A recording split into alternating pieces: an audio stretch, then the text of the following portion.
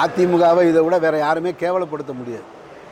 எம்ஜிஆர் என்கின்ற ஒரு மாபெரும் மனிதர் ஆர்எஸ்எஸ்க்கு எதிரான நிலைப்பாட்டை தெள்ள தெளிவாக பொதுவெளியில் பேசியிருக்கார்.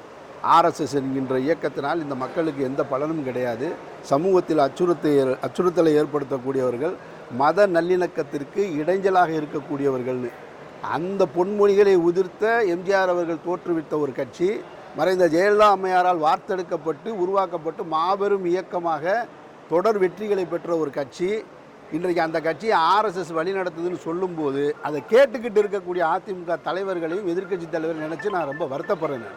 அவர் ஒரு கண்டனமாக தெரிவிச்சிருக்கணும்.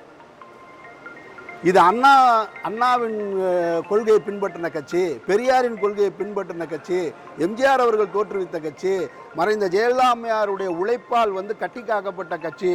இப்படிப்பட்ட கட்சியை நீங்கள் ஆர்எஸ்எஸ் தான் எங்களை உருவாக்குனா வழி நடத்துதுன்னு சொல்கிறது எங்களுக்கு கேவலம்னு அவங்க சொல்லியிருக்கணும்.